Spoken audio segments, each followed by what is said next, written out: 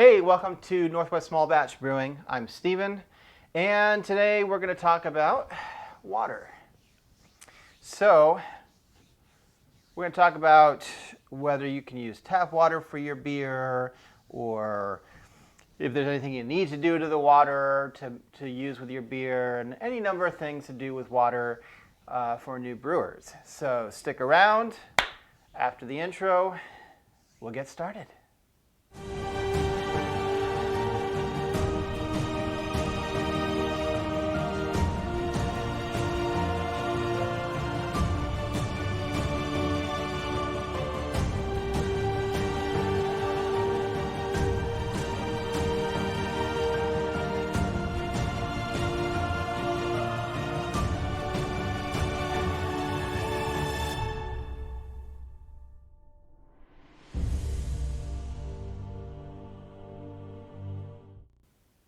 All right, guys, welcome back. Thanks for stopping by the channel. I've got a few notes here to keep me on track so I don't get too distracted here. So let's get right into it. So first off, if you're a new brewer, I mean, you're probably thinking what most people think, which is I'm just going to use my tap water. I'm just going to put whatever water I need directly from the tap into the pot, and that's what I'm going to use. So the problem with that, mostly it's, it's drinkable water. So will it work? Yeah, you can do it. I mean, it's going to ferment. It's going to make a beer. That's number one. However, what you're concerned about is, does it add anything flavor-wise that could make your beer less desirable?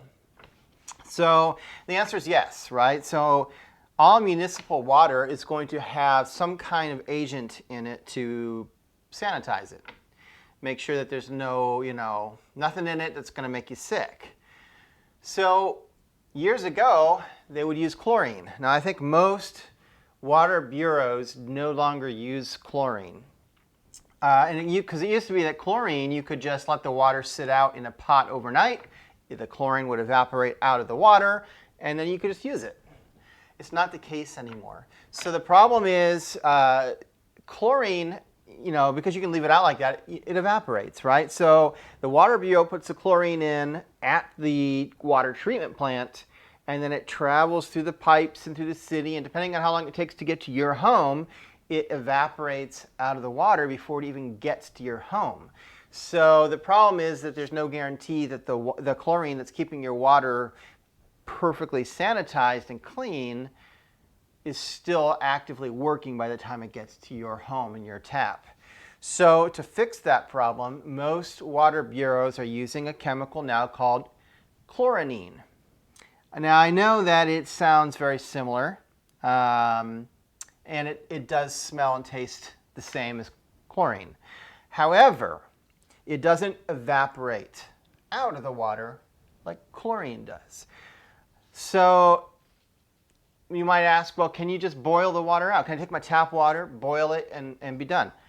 Unfortunately, chloramine does not evaporate or boil out of water. So if you boil it, it's not going to help. It's still going to be in there. So what do you do? So there's really only one way I know. Well, there's two ways, actually, to get rid of chloramine in your tap water. One of them is that you can add something called a Campden Tablet. And I'll put that up on the screen so you can see how it's spelled. You can usually get those at homebrew stores. You can get it on Amazon. One tablet treats a lot of water. I want to say one tablet can treat like 20 gallons of water. So if you're using it in like a 5.5 gallon batch, you probably only need like half a tablet. And it's real simple how it works. You take your tablet or half a tablet, you crumple it up as much as you can, toss it in your water, and give it like 10 minutes. I don't know. It's pretty instantaneous. It works very quickly. It binds to the chlorine in the water, and you'll smell it. If you like kind of hover over, you could smell the chloramine like lifting out of the water. The problem I have with that is that you're adding another chemical to your water. And I just don't like to do that. If there's a way around it, I prefer not to have to add like a Campden tablet to the water. So another option is that you can filter your water. So active I should say activated charcoal will also remove chloramine. Now that is not usually something like a Brita water filter is quite good enough to do in my experience anyway. I don't have a system that can really do it. But yeah, activated charcoal should be able to remove chloramine. All that being said, if you're new to brewing or if you're like me and you just don't want to deal with all of this, I just buy, I should have brought it out here to show you, but I just buy these 2.5 gallon cubes of spring water at the store. You want to make sure, if you're going to do that, that you buy spring water. You don't want to get distilled water, because distilled water has all the minerals removed from it. And despite the chloramine, you do want the other minerals. Besides them giving composition and flavor to the water, the yeast actually need these different minerals in order to thrive. It's kind of like putting Miracle-Gro in your plant, right? You need this stuff for your yeast. So, and that's basically, if you're at the store and you're looking at like yeast nutrients, most yeast nutrients are basically just, you know, not chemicals, but they're, you know, all these different minerals that are in the water in powder form that you're adding in. So that's basically all that yeast nutrient is. So you don't want to use distilled, and so for the same reason, you don't want to use reverse osmosis, RO water, because it's the same thing, right? It strips all of the minerals out. So if you do use distilled water or reverse osmosis, then you're going to need to buy some minerals in powder form that you can add back into the water. How much? Depends on your recipe. A lot of recipes today will tell you what kind of minerals to add back. You can get an idea. So if you're wondering like what's in your tap water, you can usually go to your Water Bureau's website and they will show you a water report for your area to tell you what they've tested mineral-wise that's in your water. And you can get an idea from that. And you can also use that to decide whether you think you need to add or adjust your water profile. Like if you have hard water, do you need to make a different, like too many minerals? Do you need to change something? Do you have soft water, so you need to add more minerals to it? You can get that from your water report. And if it's not online, you can call them, and usually they will give you or send you the water report for free. So don't try to buy like a test kit or something like that. Just contact the Water Bureau. You can get it all for free. They've already done it. It's something that they provide because they have to do the testing themselves anyway. So let's see where I am on my list here, keeping me on track. So distilled water, RO water, yeast need the minerals. It acts like a nutrient. One reason why you might want to use distilled water or RO water and add minerals back in is if you're trying to mimic or clone another recipe. So if you're trying to clone, I don't know, Guinness, if you happen to know what the water profile is that is used in where they make Guinness, right, in Dublin, or if they provide it maybe on their website, whatever, you can mimic the water that they have there by taking a water that's been stripped of all minerals and then adding back the same amount of minerals that would have been found in the water at that location. Now you're basically matching. A lot of people swear by the fact that it makes a huge difference. I'm not sure that it really does, but you can do that. You can do that if it's something that you're really wanting to dial in. What else can I tell you? Campden Tablets. Let's talk about Campden Tablets because I already said how you can use a Campden tablet to remove chloramine from your water pretty quickly. And that's an option if you don't want to have to buy spring water from the store and bring it home. Campden tablets are made of either sodium metabisulfate or potassium metabisulfate, both of which will remove chlorine and chloramine almost instantaneously from your water. You do want to wait, however, I've seen people that don't wait, but ideally you're supposed to wait about 24 hours before you use that water to add yeast. Now, if you're putting it in your water before you do your boil and all of that, and you're going to put in pitch your yeast the next day or something, then it's not a problem, right? But chloramine, that chemical can actually stall your fermentation, kind of stop the yeast. So that's why you generally want to wait like 24 hours, like put that stuff in your water and then wait and use it the next day. Otherwise, you have a chance that it could cause problems with your yeast starting up a fermentation. There's another use, a couple of other uses actually for these Campden tablets that are sometimes used.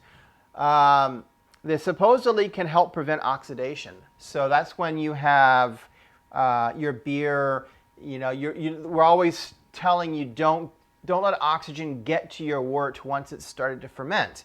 Once it's started to ferment, the oxygen can cause off flavors and wet cardboard or wet papery kind of taste in your beer. So my understanding is that if you take once it's done fermenting, right, you've finished, you know it's done, it's not going to ferment anymore, crumble up the same amount, like a half a Campden tablet for 5.5 gallons, toss it in and give it a day.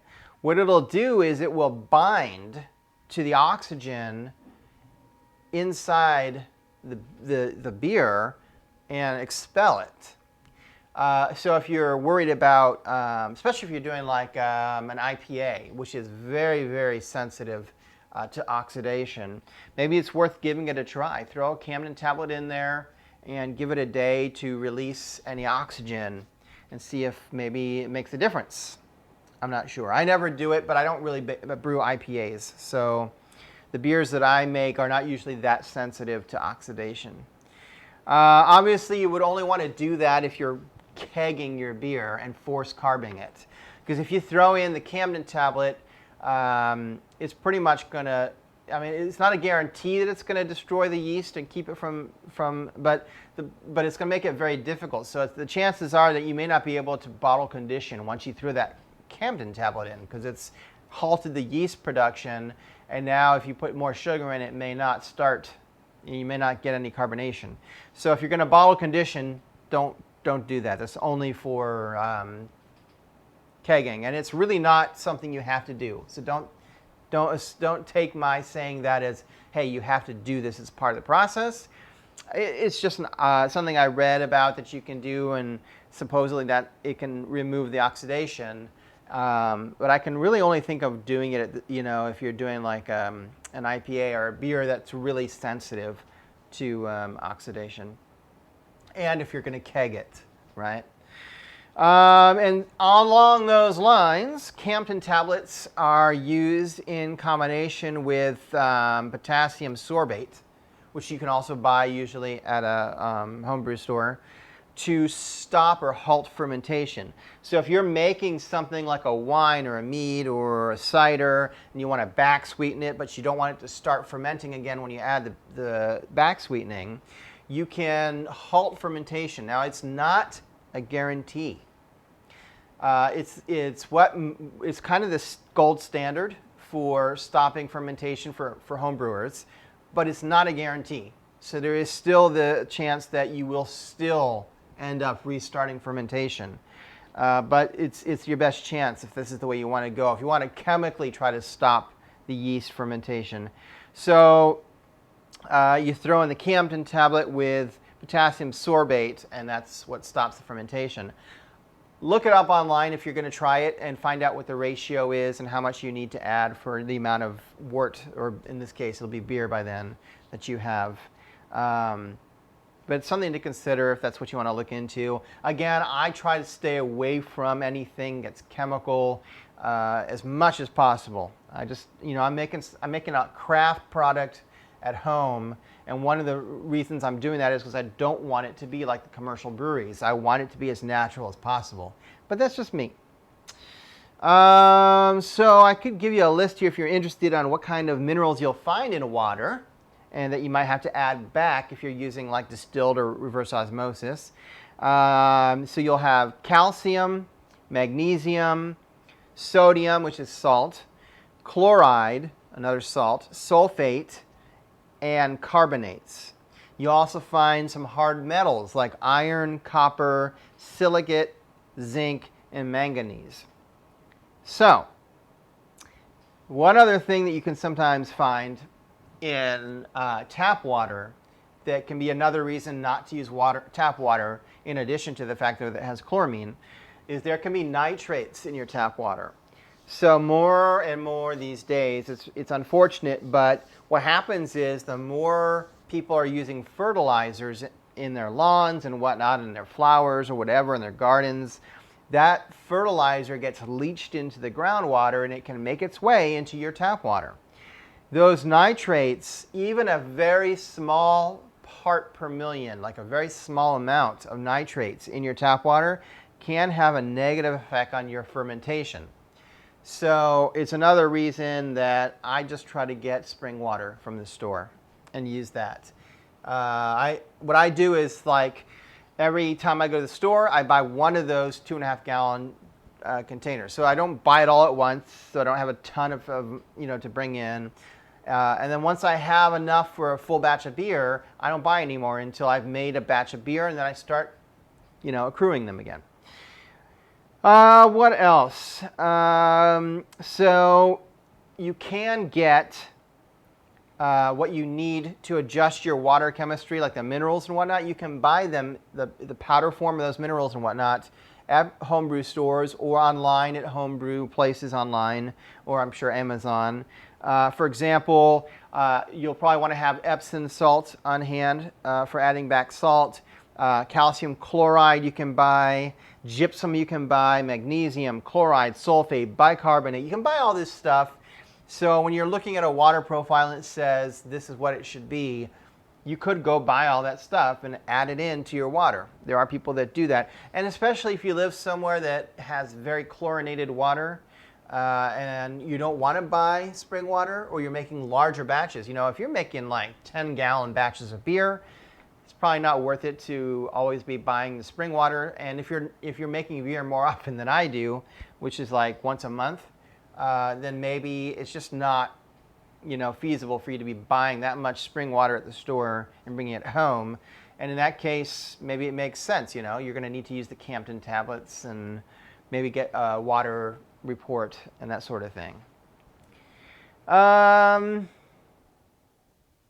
looking to see. So other than that, I don't really look to this too much, but you can also get a pH of your water if you want to see if you have hard water or soft water or whatever. And you can get pH meters online and Amazon, again, homebrew stores. You can buy, you go the cheap way and just get the little strips, the test strips, where you put it in the water. It'll turn a color and you match it to the chart to see what your pH is, and that's the cheapest way.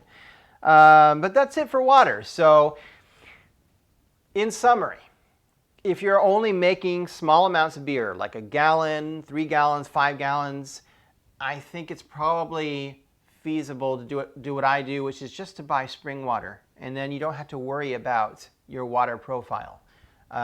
Most likely the water you're getting from the store that's spring water is fine. Second option is don't worry about it at all and just use your tap water as is. And unless you start to notice that you can taste the chlorine and stuff in the beer, maybe it's not an issue where you're at. Maybe you have really good tap water and that's not an issue.